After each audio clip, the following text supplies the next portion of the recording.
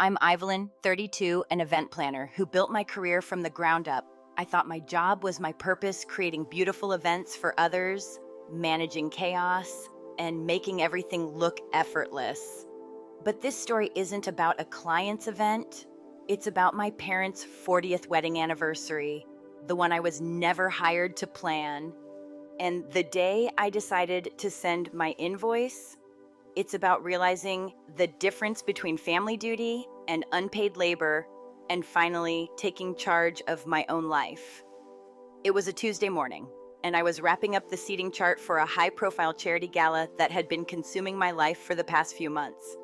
I'd spent hours fine-tuning every detail, checking off tasks like a machine. I was in my zone, focused, organized, efficient. Just as I was finalizing the last table arrangement, my phone buzzed. The caller ID flashed Mom. My stomach tightened. It wasn't dread exactly, but more like the pre-impact tension you get before something inevitable happens. I sighed and thus bracing myself. I clicked the green icon and put on the most cheerful voice I could muster. Hi, well, Mom, how are you? Evelyn, darling. My mother's voice came through the line, smooth, practiced, like she was already setting the scene for something big. Everything is just chaos here. Absolute chaos.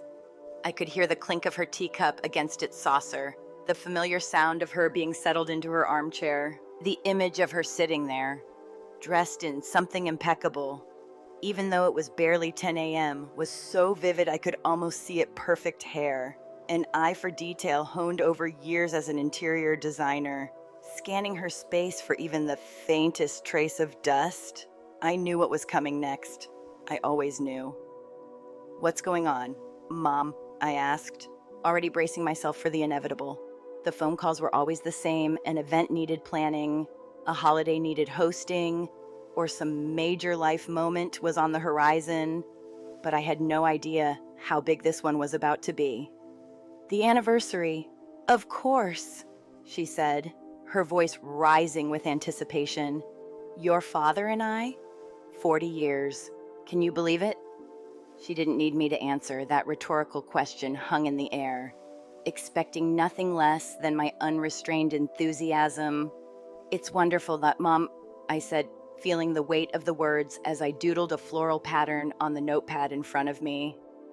A real milestone. It is, she continued, sounding more and more like a general preparing for battle. And it has to be perfect, absolutely perfect. We're having everyone 100 guests in the garden. It's going to be the event of the season.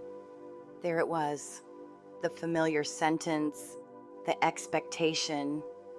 And darling, we need you. It wasn't a request. It wasn't even a "we'd love your help." No. It was a demand, plain and simple.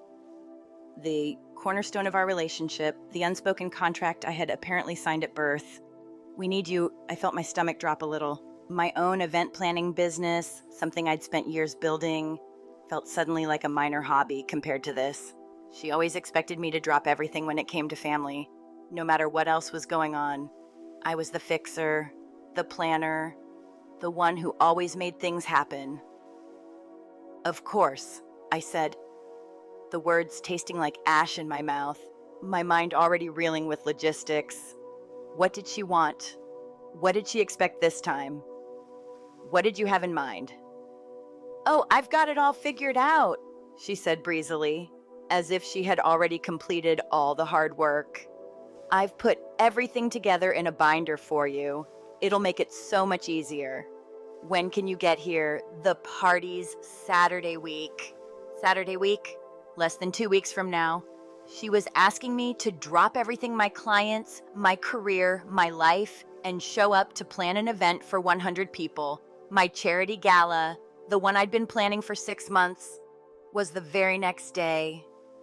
Flying back and forth, managing 2 massive events at once. It felt impossible. But to her, it didn't matter. My career was just a cute little hobby. I could put it on pause at her convenience. Mom, I said, trying to stay calm despite the rising panic in my chest. I have the Children's Hospital Gala that weekend. It's a huge event.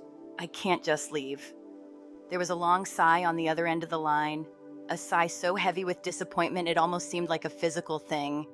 I could practically feel the weight of it. Evelyn, this is your family. This is for your father and me. 40 years. That gala happens every year. Surely they can manage without you for a day or two? The guilt hit me hard. It was like a thick syrup pouring into my veins, sticky and suffocating. She wielded it with such precision.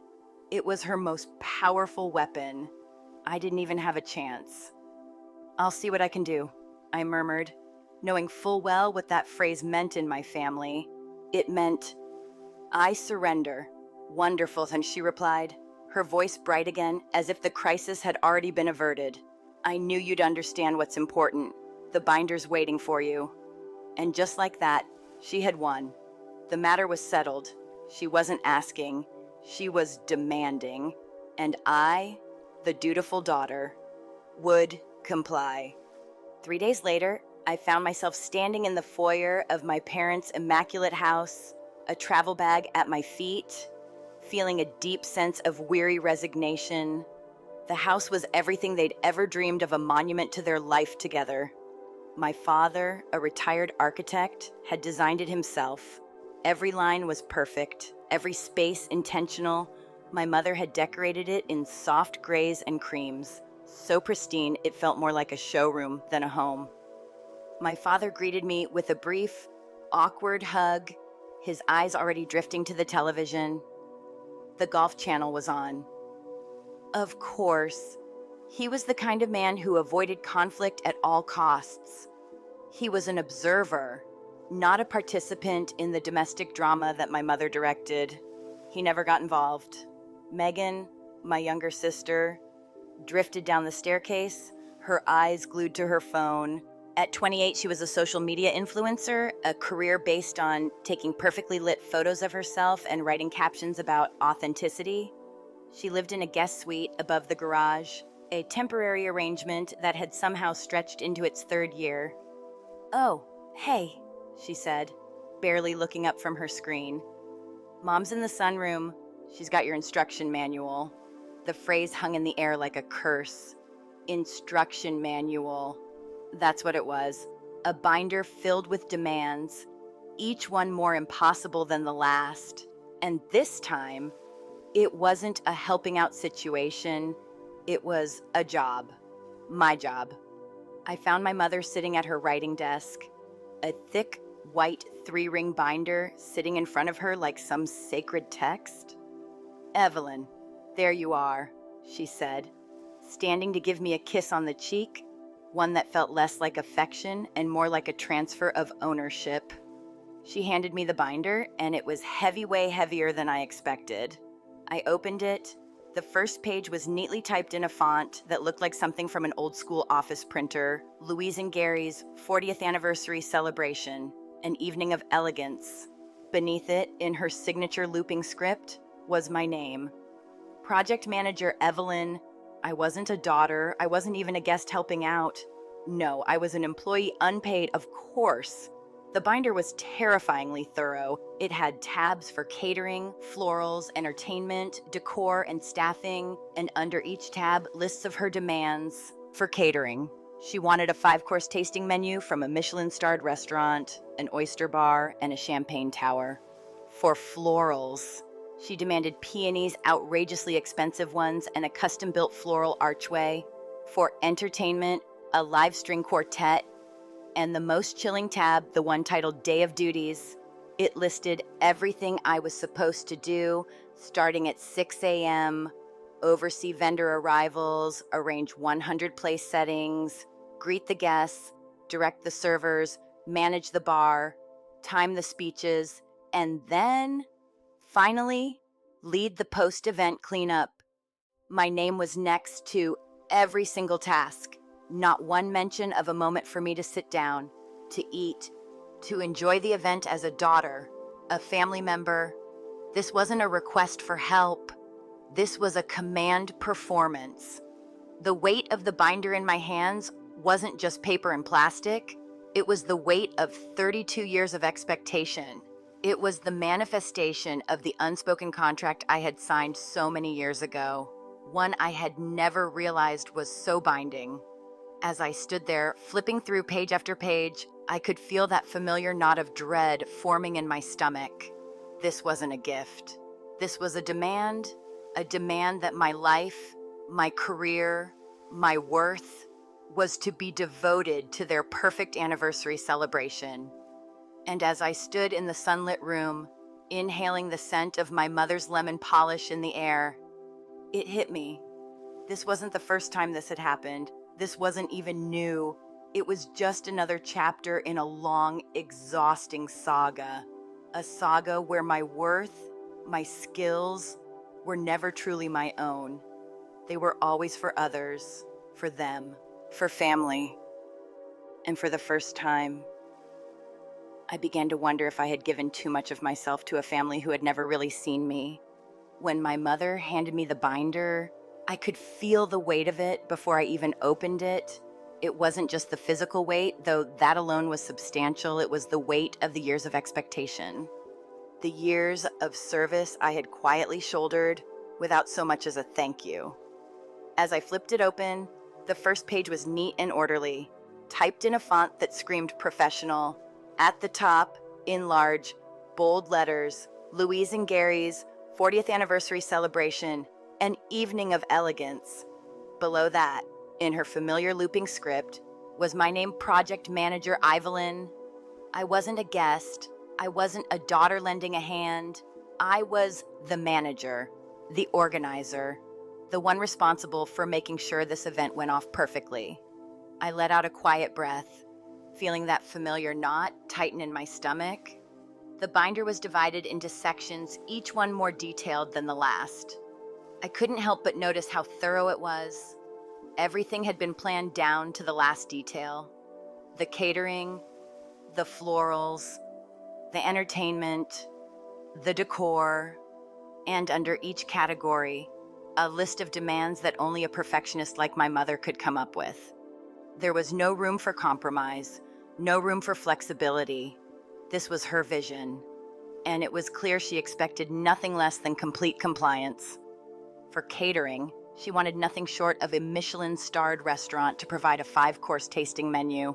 She had written out the specifics each course, the wines that should accompany them, the types of dishes she wanted to serve. There was even a request for an oyster bar and a champagne tower. Not just any champagne tower, mind you, but one that would, in her words, wow the guests. I could feel the pressure building in my chest as I read each demand. She wasn't asking for help. She wasn't requesting assistance. She was telling me, in no uncertain terms, what needed to be done. And it wasn't just about throwing together a meal, it was about creating an extravagant experience, one that would live up to her impossible standards. Next was the florals, peonies, expensive ones, not just any peonies, but the rarest, most delicate varieties available. She had done her research, of course she had, and had found a florist who could source them, though at an astronomical price. Then there was the floral archway she wanted at the garden entrance. It wasn't enough to have flowers scattered around the space. No, she wanted something grand, something show-stopping. I could already picture the scene in my head, the floral arrangements, the perfectly set tables, the string quartet playing softly in the background, and me working tirelessly behind the scenes, ensuring that everything was flawless. As I turned the pages, I felt the weight of each new demand settling on my shoulders. The entertainment was no less extravagant, a live string quartet, not just any musicians, but one from the city's prestigious symphony. It was a lovely touch, of course. But the detail that made my heart sink was the line directly underneath it. Make sure to confirm with them every day leading up to the event. Every day.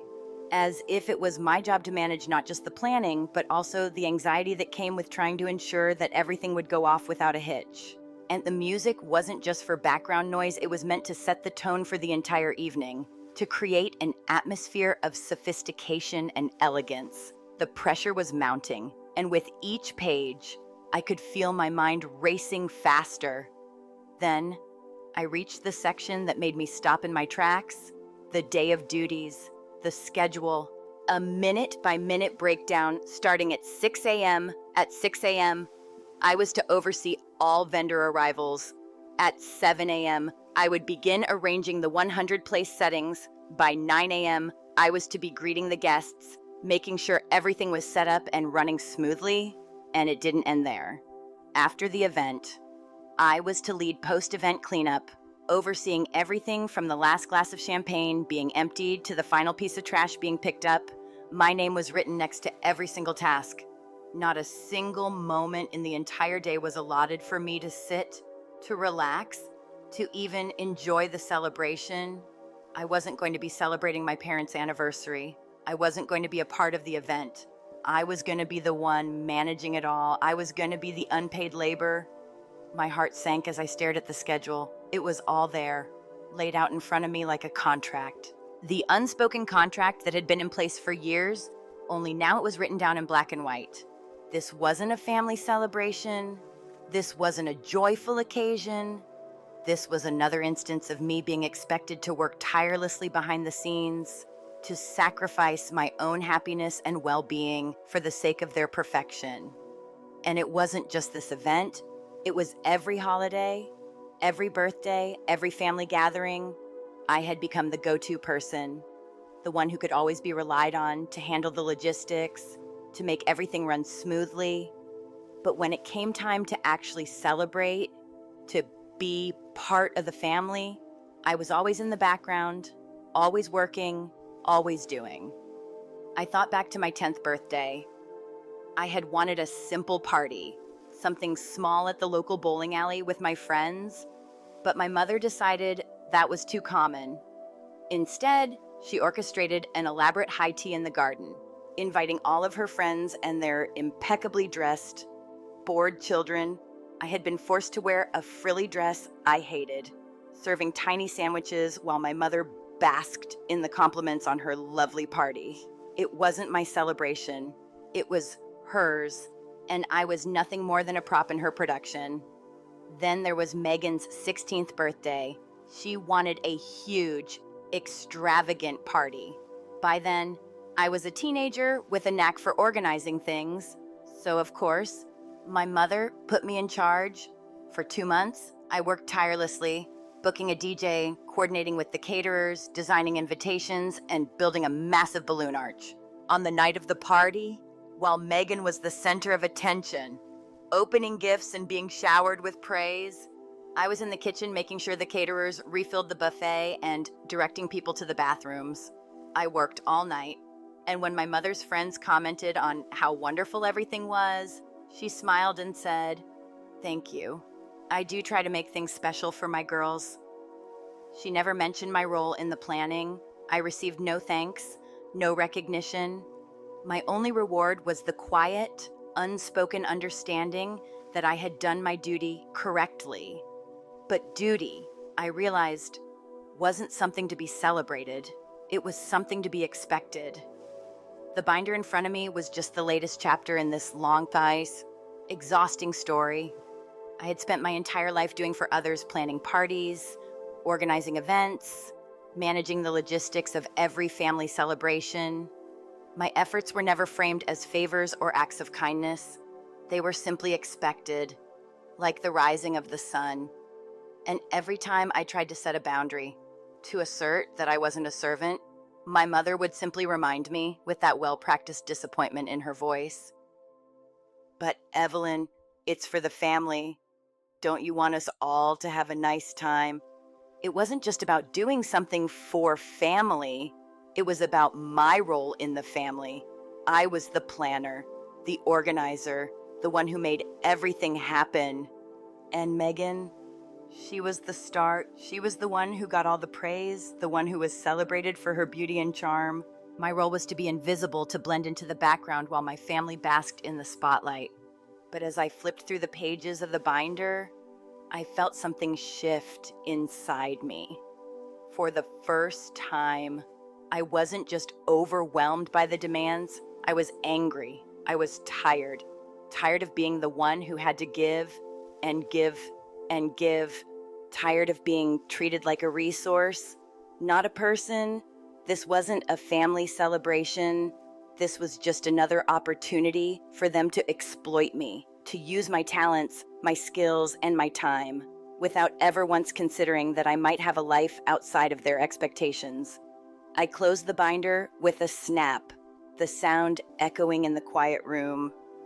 I felt sick to my stomach. The weight of the binder felt like a physical burden, and for a moment, I wondered if I could just walk away, just leave. But I knew I couldn't. Not yet. Not until I figured out how to change the narrative. How to stop being their unpaid labor, their invisible daughter who was always expected to be the one to make everything perfect. As I stood there, holding the binder in my hands, I realized something. My entire life, I had been conditioned to believe that my worth was tied to what I could do for others. My career, it wasn't about me. It was about what I could create for other people. My family, they didn't see me as a person with my own dreams and desires. They saw me as someone who existed to serve them. But the truth was, I didn't want to be invisible anymore. I didn't want to be their personal event planner. I didn't want to be the one who always made everything perfect while everyone else got the credit. This binder, it wasn't a gift. It wasn't a gesture of love. It was a demand. And it was the time I took a stand. I placed the binder on the desk, its white cover gleaming faintly in the soft light of the room. It was nothing more than a book of fiction now. A detailed description of a party that would never happen. And for the first time, I felt a strange sense of freedom. The burden that had been on my shoulders for so long, it was starting to lift. I wasn't going to let this be my life anymore. I was going to take back control. I was going to reclaim my worth. The party might have been planned down to the last detail, but it was no longer my responsibility. And that felt like freedom. This wasn't the first time I'd been stuck in this role, the planner, the organizer, the one who was always expected to take charge. It had become so ingrained in me, I barely realized it anymore. I'd spent years wearing the title like a badge of honor, thinking it was something to be proud of. But as I look back on all the times I'd been the one to shoulder the weight for the family, I began to see how much it had shaped me, and not in a way that made me feel good about myself. Take Megan's 16th birthday, for example. I was just a teenager myself at the time, but I was already the one who had everything under control. Megan wanted a big, extravagant party, and of course, my mother, never one to let anything be simple, decided that it was my job to make it happen. I didn't even get a, "Would you help?" It was more of a, "This is your job." And honestly, I didn't think twice about it. I just got to work, like I always did. I spent weeks on the phone with the caterers, coordinating with the DJ, designing the invitations. I even built a balloon arch for the party because apparently that was something that needed to be done by hand. My fingers were sore for days after, but on the night of the party, well, Megan was the star of the show. She was showered with attention, opening gifts, smiling for pictures. Meanwhile, I was in the kitchen, making sure the buffet was stocked and guiding people to the bathrooms. Every time someone complimented my mother on how wonderful the party was, she would smile and say, "Thank you. I do try to make things special for my girls." But she never mentioned me, never acknowledged the hours I'd spent working on it. My only reward was the satisfaction of knowing I had done my job well, even if no one cared to recognize it. This wasn't just a one-off situation. No, this was the pattern. Every holiday, every family event, it was always me. Christmas, Easter, Thanksgiving, each one was mine to organize. I'd arrange the meals, figure out who was sitting where, make sure the house was decorated, the food was prepared, the guests were entertained. My father, he would be in the living room, watching TV, lost in his own world. He was never one for confrontation or involvement. My mother would be in the kitchen, fretting over everything distracted, directing the show, but never really contributing in the way I did. She had her standards, sure, but she wasn't the one in the trenches making everything happen. Megan, well, she just showed up. I mean, that was her role in the family show up. Look beautiful and get the praise. She would post pictures on social media, making it seem like she had the perfect life. But behind the scenes, she barely lifted a finger. My mother, who had always been the one to sing her praises, would constantly remind me how much Megan deserved to be celebrated. She was the precious one, the one who got all the attention, even when she wasn't doing anything to earn it. Meanwhile, I was the one doing the work. I was the one making things happen. One Christmas, a few years after I started my own event planning business, I made the mistake of trying to draw a line. I was overwhelmed with work. My own clients, my own obligations were piling up, and I just couldn't handle planning another massive holiday celebration for the family. So I did what any reasonable person would do. I suggested that they hire me to plan the party at a discounted rate. Of course, after all, this was family. But what I didn't expect was the response, the silence. Then my mother, placing her hand over her heart, said, "Evelyn, this is your family home. You don't charge your family for helping out." It was as if I had asked for something completely unreasonable. She couldn't even comprehend the idea that my time, my professional skills were worth something. But it was more than just the money. It was the principle. I was constantly asked to give, to do, to sacrifice. And yet, my family treated it like it was nothing. And then, to top it off, my sister Megan scoffed from the sofa, never even looking up from her phone. "Wow," she said, her voice dripping with sarcasm. "So everything has a price tag with you now. What's next? Are you going to charge Dad for Father's Day?" I had to drop it. I couldn't fight it. The guilt, the shame they piled on me in that moment, and it became too heavy to bear. I went ahead and planned the party for free, like I always did, and my resentment, it got buried under the weight of duty, but it festered, slowly eating away at me over time. This pattern, it wasn't just about the holidays or the big events. It was every little thing. When my father retired, I planned his party. When my grandparents celebrated their 50th anniversary, I coordinated travel and accommodations for the entire family. I was the one who made sure everyone was happy, everyone was fed, everyone was entertained, but no one ever noticed. No one ever acknowledged what I did. To them, it was just expected. It wasn't a favor or a kindness. It was my job, my role, and that was the problem. I was the one who always gave, and yet I never felt like I got anything in return.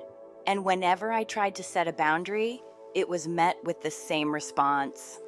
My mother's voice would soften, laced with that familiar disappointment. "But Evelyn, it's for the family," she would say, as if that was supposed to be enough. "Don't you want us all to have a nice time?" And my father would chime in with his usual, "Don't rock the boat." It was easier this way, right? Easier for me to do the work, easier for everyone else to sit back and enjoy.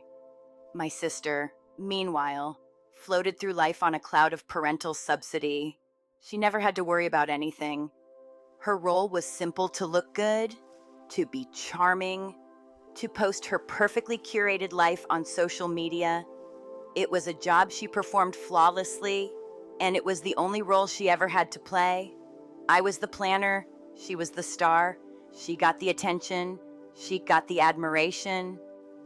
But the funny thing was, she never seemed to notice that I was doing everything behind the scenes. She never seemed to see how much I gave, how much I sacrificed just to make everything look perfect for her. I was the one who learned how to negotiate with vendors, to work with caterers, to manage logistics. She was the one who learned how to pose for the perfect Instagram picture. My competence wasn't something to be admired. It was just a tool she used. I wasn't the family member they saw as capable or talented. I was the one who got the job done. Looking back now, I realize how much this dynamic shaped me. I had learned over the years to value myself based on what I could do for others. I wasn't just Evelyn anymore. I was the responsible one, the fixer, the planner. I didn't exist for me. I existed for them. And the worst part, I had internalized that. I had come to believe that this was who I was supposed to be. I thought my worth came from being the one who made everything happen, who kept the peace, who handled the chaos, but all it did was drain me. As much as I hated to admit it, I had become invisible in my own life. No one ever asked me what I wanted. No one ever saw the effort I put in. I was the one who made everything look effortless. And in the process, I lost myself. I lost my sense of worth. It became clear to me in a way that it never had before, that I had been enabling my family's expectations. I had been doing all this work, all this labor, and they never saw me as a person. I wasn't a daughter, a sister. I was a resource. I was their stage manager. And the truth was, I had been playing that role for far too long. This wasn't just about the anniversary party. It wasn't just about the binder, though that was the straw that broke the camel's back. This was about everything, about years of being the one who did it all, years of giving, of serving, of being the good daughter, the one who made sure everything was perfect for everyone else. But perfect never came for me. And for the first time in my life, I realized that I didn't want to be invisible anymore. It was late one evening, the kind of evening where everything feels just a little too quiet. I had been working nonstop for days, juggling the anniversary plans, my own business, and the relentless pressure from my mother to make sure everything was perfect. I'd spent hours in the dining room, my laptop open in front of me, the binder beside me. It felt like I was living in two worlds, the one where I was an event planner, managing multiple clients and projects, and the one where I was trapped in the role my family had created for me. I was physically there, but mentally, I was distant, trying to figure out how to get through it all without completely losing myself. I needed a break. I couldn't focus anymore, and the constant hum of my family's voices in the background was starting to get to me. I decided to step away for a moment, take a breather, grab some water. As I stood up, I didn't mean to eavesdrop, but the hallway was narrow, and I couldn't help but hear snippets of the conversation between my mother and sister. They were in the kitchen, just a few feet away. My mother's voice was unmistakable. That smooth, practiced tone she used when she was directing the show.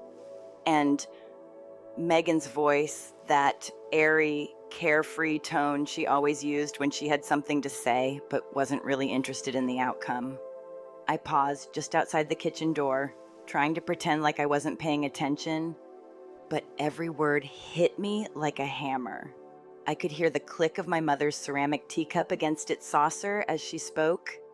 Well, you know, with a daughter as talented as Evelyn, we really don't have to worry about these things, my mother said, her voice laced with an air of superiority, as if she had orchestrated some grand performance. She's always been so helpful, so capable. I could almost picture her there, sitting in her chair with her impeccable posture, the picture of poise and control, as if nothing ever rattled her. But it wasn't her calmness that caught my attention. It was what she was saying, the casual dismissal of my labor, the way she talked about me as though I were nothing more than a tool she used to get what she wanted. Megan's voice chimed in, a little less composed, but equally dismissive. Seriously, free labor always shows up. It's like her superpower. She laughed lightly, and I could hear the mockery in her tone. It wasn't a joke. It wasn't funny. It was a barb, sharp and cutting, aimed directly at me. In that moment, something inside me snapped. I felt like I had been punched in the stomach. My breath caught in my chest, and I froze, unsure of what to do next. All these years, I had thought that my role in the family was something I had chosen, something that I had embraced out of love, out of duty. I had convinced myself that this was who I was supposed to be. But hearing them talk about me like that, hearing them refer to me as free labor, it hit me with a truth I had been avoiding for years. My entire life, I had been used for my skills, my time, my ability to make things happen, but none of it had ever been for me. It was always for them. My mother continued, her voice practically dripping with satisfaction. It saves us a fortune, of course. Oh, can you imagine what a real planner would charge for all this? She was referring to the anniversary party, the event I had been preparing for, the event that was meant to celebrate them. But it wasn't a celebration. It was an opportunity for my mother to show off her taste, her perfection, and how she could pull off something magnificent without lifting a finger. Evelyn just does it for the love, she added, the words so casual, so careless. It wasn't about my work. It wasn't about the skill and effort I put into everything I did. It was about her ability to exploit me without any hesitation, without any guilt. To her, my work was free, my time was free, and my energy was something she could just take whenever she needed it. I stood there, my heart pounding in my chest, listening as my mother and sister continued their conversation, oblivious to the fact that I could hear every word.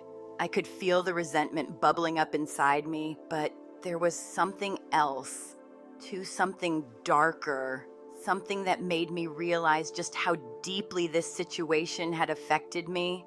Megan laughed again, her voice high and light. "And it's a good thing, too," she said, almost gleefully. "Because that custom dress I ordered for the party was an absolute fortune. This way, Mom can afford to spoil me a little, too." The words stung. My mother's response was just as dismissive, just as comfortable. "Oh, hush," she said, as if Megan had just said something cute and trivial. "You deserve to look beautiful. You'll be taking so many pictures. It's important for your brand." Evelyn doesn't care about those things. She's happy in the background. Happy in the background. That was it, wasn't it? That was my role. That was how they saw me. Not as a person, not as someone with her own dreams, her own desires, her own ambitions. No, I was the one who made everything work, the one who kept the peace, the one who stayed in the background, invisible. And I had accepted that. I had accepted the idea that I was there to serve them, to make their lives easier, to make everything perfect, even if it meant erasing myself in the process. I could feel the heat rising in my face, my hands trembling slightly as I stood frozen in the hallway. The reality of what I had been doing, how I had been living, hit me all at once. For years, I had sacrificed my own happiness for the sake of their convenience. I had convinced myself that this was just what family did, that I should be grateful for the opportunity to serve them. But hearing them talk about me like that, like I was nothing more than a resource, an object to be used and discarded, it shattered something inside me. I had always been the one who gave. I had always been the one who made sure everyone else was happy, and I had done it willingly, because I thought that's what you did for the people you loved. But in that moment, I realized how much I had been exploited, how much they had taken from me without ever giving anything in return. As I stood there, the conversation continued, but I couldn't focus on the words anymore. I was lost in my own thoughts, replaying everything I had just heard. My mother's pride in saving a fortune, my sister's nonchalant mockery, the way they both dismissed my contributions, my sacrifices, as though they were nothing more than a given. My own worth had been reduced to nothing. I wasn't seen for who I was seen for what I could do for them. And I was done with being invisible, done with being the family fixer, done with being the one who made everything perfect while they got to live their lives without a second thought for me. In that moment, I felt the shift inside me. I wasn't just angry anymore. I was determined.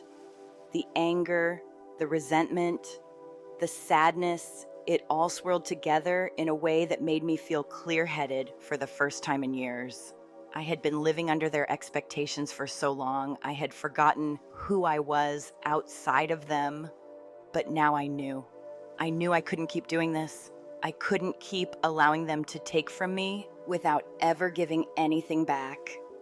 I turned away from the hallway, walking slowly back to the dining room where the binder was still waiting on the table. As I sat down, I could feel the weight of the decision beginning to settle in. I was done being their unpaid labor. I was done being the invisible one in the background. It was time to take control. I opened the binder again, flipping through the pages that had once seemed so overwhelming. But now they felt like nothing more than a list of demands that I was no longer willing to fulfill. My heart was pounding as I looked at the schedule, at the endless list of tasks, at the little notes my mother had written in the margins. All of them meant to make me feel like I had no choice but to comply. But I did have a choice, and I was going to make it. For the first time in my life, I realized that the love I had been giving wasn't love at all. It was sacrifice. It was self-erasure. And it was time to stop. I had been carrying the weight of my family's expectations for too long, and now it was time to put it down. Once and for all, I sat at the dining room table, the binder open in front of me, the list of vendors, the detailed schedule, the grand plans, all of it stretched out in front of me like a web that had been carefully woven. For so long, I had been tangled in that web, doing my best to make everything perfect for them. But now, as I sat there, everything was different. I wasn't trapped anymore. I was the one holding the scissors, the one with the power to decide how this would end. I took a deep breath, my fingers hovering over the keyboard. My heart was steady, but there was a coldness in my chest that I hadn't felt before. It wasn't fear. It was clarity. I had spent so many years trying to please them, trying to make everyone happy, that I had forgotten what it felt like to do something for myself. But now I was doing something for me. I was taking control of my own life. I opened the first email, the caterer. I had built a strong relationship with this company over the years, so I knew the cancellation would be straightforward, but still I felt the weight of it. This wasn't just canceling a service, this was canceling my role in the family. This was letting go of the expectations that had been placed on me for so long. I opened the email, my fingers typing the words with a quiet efficiency. I apologized for the short notice, explained that unforeseen circumstances had forced us to cancel the event, and offered to cover any penalties. Please accept my deepest apologies, I wrote, and thank you for your understanding. I hit send. The next email was to the florist. I had been through the same process before, negotiating deals, working out the details, making sure everything was perfect. But this time, there was no negotiating, no perfect arrangement to be made. I was pulling the plug. I typed out the same message, polite and professional, but with a finality that made my stomach flip.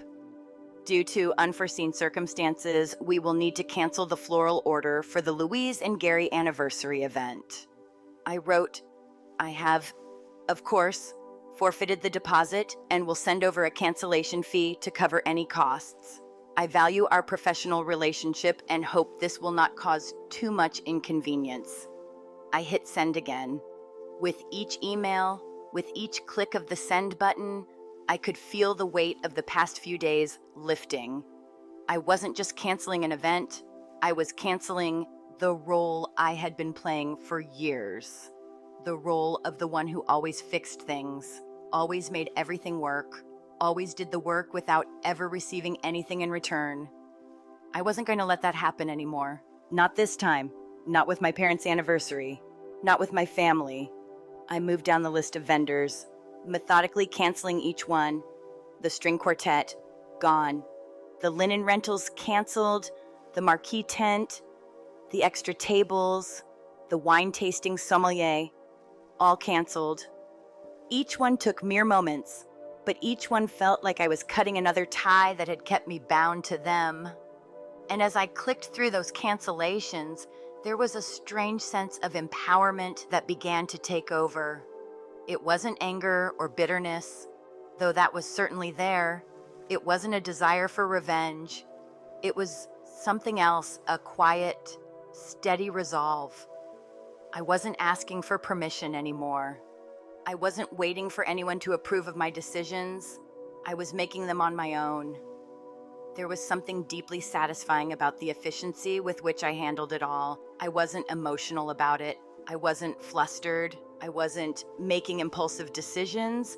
No, this was methodical. This was professional. It was the way I worked with my clients, with my business, with the people who respected my time and my skills. But now, instead of negotiating for a client, I was negotiating for myself. Instead of working to make someone else's event perfect, I was working to make my life perfect, and it felt incredible. Each cancellation took less than a minute, and with every click, I felt the weight of years of expectations fall away from me. The family drama, the guilt, the resentment, all of it seemed to fade into the background as I focused on one task at a time. I was getting it done. I was taking back control. When the last email was sent, when the last vendor was canceled, I sat back in my chair, the silence around me almost deafening. The house was still. The kind of stillness that makes you realize just how much noise there is when everything is normal. I looked at the binder, its pages now a distant memory. The plans, the schedule, the lists of demands, they meant nothing anymore. The party was over before it had even begun, and I was done. For the first time in what felt like forever, I could breathe. But that was when the storm started brewing. The phone calls came first. My mother's name flashed on the screen, but I didn't answer. I didn't need to. I knew exactly what she would say. Her voice would be sharp, demanding, maybe even a little hurt, but I didn't want to hear it. Not now. Not after everything I had just done. Then came the texts. The first one was polite enough. "Evelyn, where are you? I need to talk to you about the party." But as the minutes ticked by and I didn't respond, the tone shifted. "Why haven't you answered?" came the next one. "This is incredibly irresponsible. We have guests coming, and you're just abandoning us." The guilt started to creep in, but I shoved it aside. I had made my decision. I wasn't going to back down. I wasn't going to apologize for taking care of myself. I picked up the phone and called the florist directly, just to make sure everything was in order. The manager, a woman I'd worked with several times, answered. Her tone was gentle, understanding, professional. We exchanged a few pleasantries, but I could hear the unspoken question in her voice. "Are you sure about this?" "Yes," I told her firmly. "I'm sure. Please proceed with the cancellation. I've already taken care of the payment for any fees." The conversation ended, and I felt something strange, a sense of finality, a sense of peace. I had done what needed to be done, and now it was over. The event was canceled. My role in the family's narrative was over, too. The next few hours were a blur. My phone buzzed incessantly with messages from my mother and sister, but I didn't read them. I knew what they were going to say. I didn't need to hear their voices. Laced with anger and disappointment, the fact that they couldn't see what I had just done for myself, that they couldn't understand why I needed this, only reinforced the decision I had made. I didn't need their approval. I didn't need their validation. For so long, I had sought their approval, believing that if I could just make everything perfect for them, they would finally see me. But the truth was, they had never seen me for who I really was. They had only seen me for what I could do. I closed my laptop and looked around the room. The weight of the binder, the phone calls, the texts, they no longer held power over me. I had reclaimed my life. I had reclaimed my worth. And that in itself was the most powerful feeling I'd ever known. Later that night, after the chaos had died down, I sat in a quiet hotel room, far away from my family, my phone off. The tension I'd been carrying in my body for days, weeks, even began to fade. I wasn't responsible for anyone else's happiness anymore. I wasn't a servant to their expectations. I was free. And for the first time in a long time, I felt like I could breathe. The storm would pass. It always did. But for now, in this moment of calm, I knew one thing: I was no longer the one who had to make everything perfect for anyone. The party was gone, the family drama was theirs to deal with, and I was free to live my own life. And that felt like the biggest victory of all. The morning after I canceled everything, my family's world started to unravel. I had known, deep down, that they would react, but nothing could have prepared me for the sheer chaos that would follow. They hadn't just lost a party. They had lost control over everything. Their perfectly orchestrated world, the one where I was always the one to make sure things happened, was collapsing, and it was happening without me. It started early. My mother, always the first to get up, probably expecting me to be in the thick of the preparations, woke up to find that everything was silent, the house was still, the phones were quiet, the vendors were silent, and my laptop, which had been left open on the dining room table the night before, was untouched. Her first reaction, I could tell, was confusion followed quickly by annoyance. She probably assumed I had gone off to handle something else, maybe run an errand or take care of some last-minute detail. It wouldn't have been the first time I did that. After all, I had always been there, always picked up the slack. But this time, there was no slack to pick up, no tasks to take care of, no last-minute details. I had done it all, or more accurately, I had undone it all. I imagined her looking at the calendar, maybe at the clock. Maybe she thought I'd just come back, that the event would unfold as it always had. But it didn't. I could almost hear her thinking to herself, Evelyn will come through. But I wasn't coming through, not this time. And then the phone rang, the call from the rental company. I could hear the conversation in my mind's eye. Yes, Mrs. Thompson, your cancellation has been confirmed. Her confusion, followed by disbelief. What do you mean? We haven't canceled anything. We need those tables and chairs for tomorrow. Then came the silence, the phone line crackling as the man on the other end patiently explained. Sorry, ma'am. The cancellation was made last night by Evelyn Thompson. It's been confirmed. The deposit has been refunded. I imagined her face as the realization hit her. The shock, the utter disbelief. She probably looked around the house, expecting to see me working away, organizing the chaos. But instead, she was faced with a room full of empty promises and undone work. Her next call, I'm sure, was to my father. I could hear him answering the phone, his voice calm and passive as always. He probably assumed there was a misunderstanding, something small that could be fixed. Maybe Evelyn just forgot. Maybe she had a good reason for it. He wouldn't have wanted to admit that something had gone wrong, that the foundation of his comfortable life had been shaken. I imagined my mother's voice rising, her frustration reaping in. Gary, you have to fix this. She might have said, Evelyn can't do this. She just can't. But that's when the cracks really started to show. My father, usually so indifferent, usually so unwilling to engage in any kind of drama, had to face the fact that there was no fixing this. There was nothing he could do to make it right. It was beyond his reach, beyond anyone's. And that's when the panic really set in. The dominoes started to fall. They were not just scrambling for last-minute vendors or trying to salvage the event. They were trying to salvage their carefully constructed image of control, the one they had prided themselves on for so long. It wasn't just the party that was falling apart.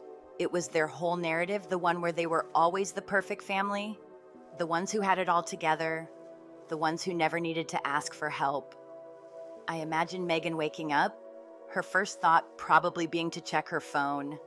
Maybe she saw a flurry of notifications, messages from her friends or followers. She was probably ready to show off the perfect party, the one that was going to make her the center of attention. She'd been ready to post her picture-perfect moments, the ones where she was the star of the show, where everything was flawless. But when she checked her phone, it must have been a shock. Text after text from my mother, frantic, demanding an explanation. Evelyn canceled everything.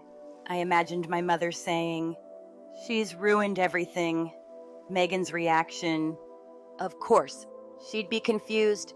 Of course, she'd be upset. But more than that, I could feel her frustration with me, her anger. Her role was to look beautiful, to be the star of the show, and I had taken that from her. She had worked so hard to create this image, this brand for herself, and I had just ruined it. I could picture her running downstairs, her face already showing signs of distress. She'd throw on her best, "everything is fine" smile and march straight into the kitchen, probably demanding that my mother fix the situation, fix the disaster. But it wasn't a disaster that could be fixed. It was beyond all of them. All they could do now was panic. The first signs of real panic probably started when they tried calling vendors florists, caterers, decorators. I imagined my mother's voice rising with each call, her frustration spilling over as she demanded answers. But the vendors, the ones who knew me, the ones who worked with me, weren't answering to her. They were answering to me, and they knew the situation was out of their hands. "We can't help you, Mrs. Thompson." I could hear them saying, "The cancellation is final." Each rejection would have sent my mother spiraling deeper into her well-crafted persona of the perfect hostess. She had spent so long trying to curate the perfect image, the perfect life, that now it was all slipping away. And she couldn't stand that. She couldn't bear the idea of looking imperfect in front of her friends. The perfect anniversary celebration, gone. The beautiful garden party, gone. The pristine, flawless family event she had been imagining, gone. Megan, meanwhile, probably felt a sense of betrayal, of disbelief. How could I, her sister, do this to her? She had never understood what it took to put something like this together, never understood the effort, the time, the stress that went into it. She had always assumed it was something I just did for fun, for her, for the family. But now she was faced with the reality I wasn't just doing it for them. I was doing it because I had to, because they expected it, and I wasn't going to do it anymore. I imagined Megan pacing around, phone in hand, demanding answers. I could see her frustration boiling over, her inability to cope with the fact that everything was crumbling around her. She was angry, but mostly, she was just confused. Why had I done this? Why had I sabotaged everything? But it wasn't sabotage, it wasn't an attack, it was freedom. The unraveling wasn't just emotional, it was logistical. The event, the perfect party, was unraveling right in front of their eyes, and they had no idea how to pick up the pieces. They were calling caterers, florists, even reaching out to last-minute suppliers to fill the void I had left. But it was impossible. No one could fill that hole. The vendors were all booked, the resources were gone. They were left with nothing but a handful of broken plans. The emotional breakdown wasn't just about the party, it was about everything they had taken from me, everything they had expected from me, everything they thought I owed them. I had been the one who made everything work for them for years. I had been the one who kept it all together. But now, I was gone. and they didn't know how to survive without me. I imagined my mother's face when she realized it was too late. The horror, the anger, the absolute disbelief. It wasn't just about the anniversary party. It was about the years of expectations, the years of my labor, my time, my skills years that had been taken for granted. She had never asked. She had never appreciated what I gave. But now, she would have to face the consequences. I could feel the coldness of it, the finality. They were no longer in control. I was. And as they sat there, scrambling to salvage what was left, I was and that felt like the greatest victory of all. In the end, choosing myself was the most empowering decision I could have made. Breaking free from years of expectations and demands gave me the independence I'd been craving for so long. I'm finally living life on my own terms, and the peace of mind that comes with that is priceless. If you've ever felt trapped or unheard, know that you have the power to change that. Don't forget to like, subscribe, and share because your story matters too.